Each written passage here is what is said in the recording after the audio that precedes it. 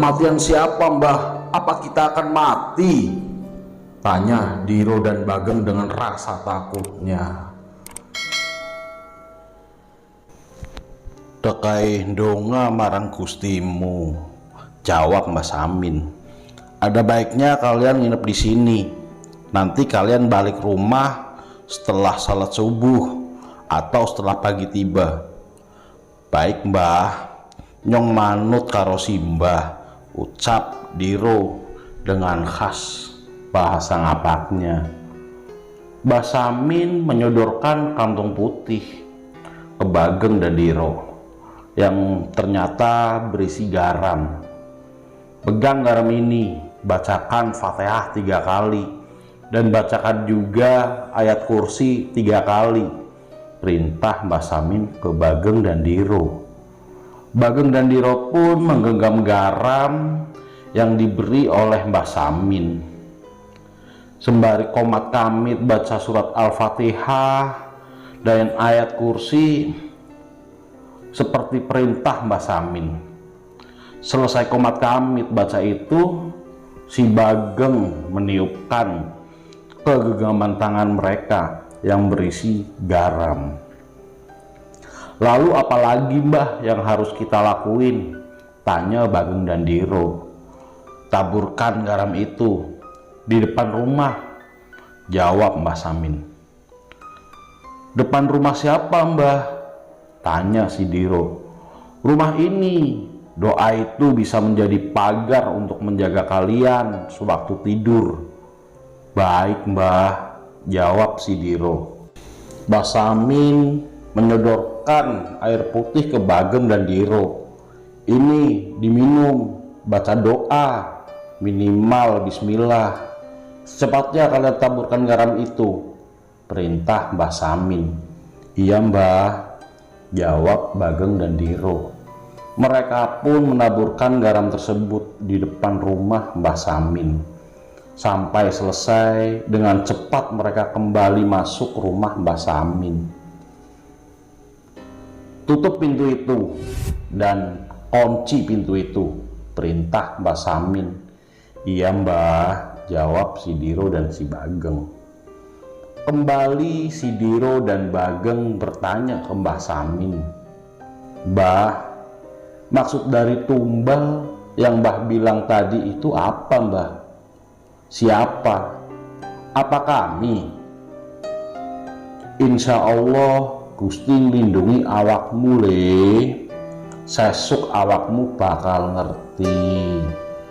Sekarang kalian tidur saja. Tidur di tikar.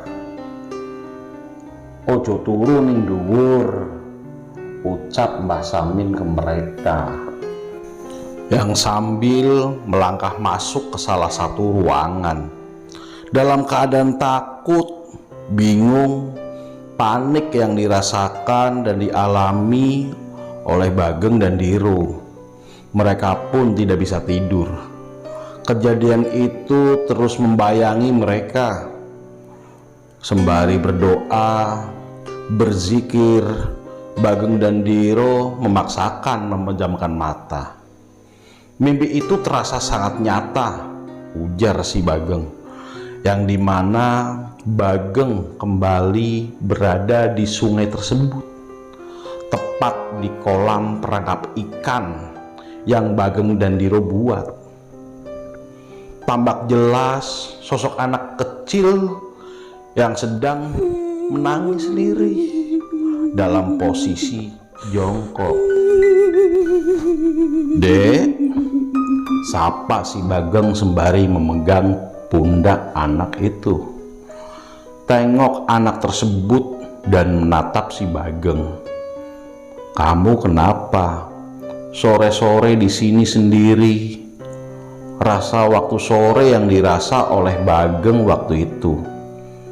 Pucat wajah anak itu, kosong tatapannya, hitam kelopak matanya, ujar Bageng dalam hati. Wis pucul Mas. Sambil tersenyum, anak itu sembari melangkah ke belakang Bageng. Maksudmu? Tanya Bageng sambil menoleh ke arah anak tersebut. Jawab hanya dengan acungan jari telunjuk si anak tersebut ke arah perangkap ikan yang Diro dan Bageng buat, yang tepat di depan Bageng.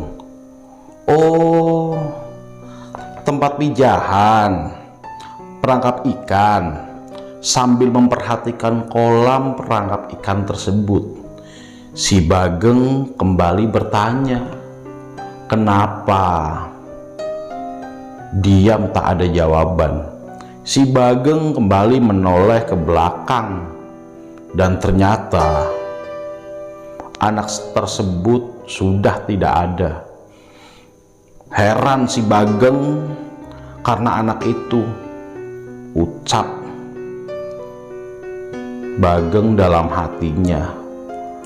Samar-samar suara azan terdengar di telinga Bageng, yang disusul suara geng, geng, yang ternyata itu suara Pak Samin yang membangunkan Bageng dari tidurnya. "Tangi, tangi, tangi, tangi Geng, salat subuh." Terbangun si Bageng yang berlanjut membangunkan Diro di sebelahnya. "Dir, Dir, Diro, Dir, tangi, tangi Dir," ucap si Bageng membangunkan Diro. Bangun si Diro dari lelap tidurnya, yang tidak mengalami hal aneh atau mimpi yang aneh waktu itu. Mereka salat subuh berjamaah di tempat Mbah Samin. Singkat cerita, sebagian ikan itu pun dibagikan ke tetangga, kerabat di pagi itu, dan sebagian lagi dimasak atau dijual oleh si Bageng dan si Diro yang sudah membagi hasil masing-masing dan kembali ke rumah masing-masing juga.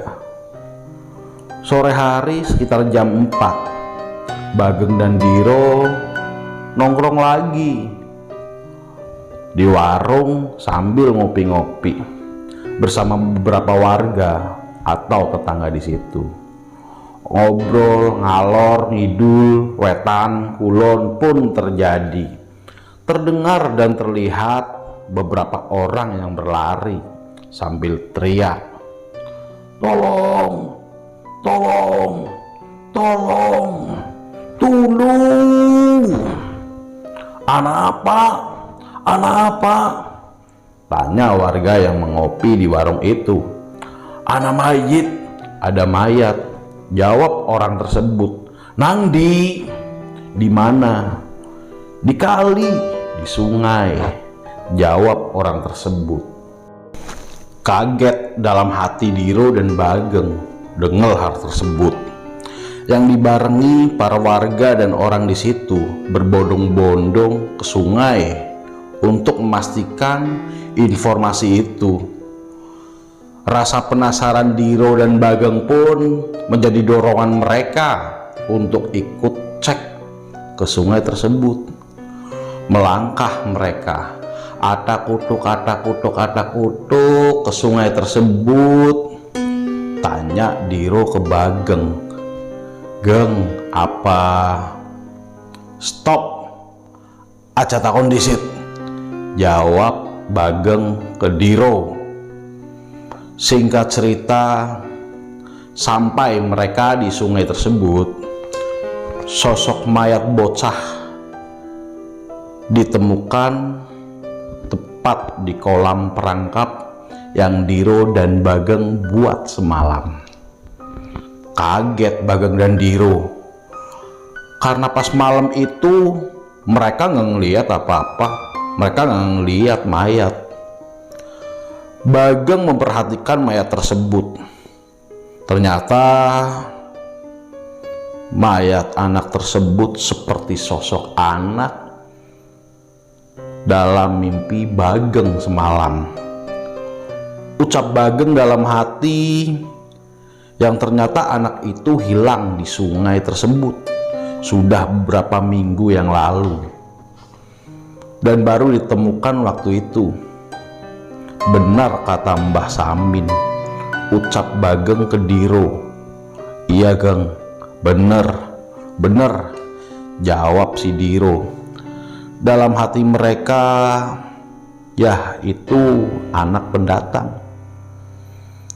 Itu benar menurut mereka tentang tumbal, kematian, pacul, dan alat kematian yang bergerak menandakan adanya akan datang kematian. Mungkin itu benar atau hanya sebuah kebetulan, ujar Diro dan Bageng.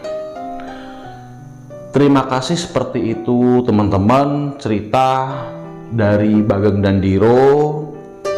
Yang belum mendengarkan kisah sebelumnya di part 2 dan 1 silahkan tonton. Jangan lupa klik like, subscribe, dan share, tekan tombol loncengnya juga. Terima kasih semuanya. Assalamualaikum warahmatullahi wabarakatuh.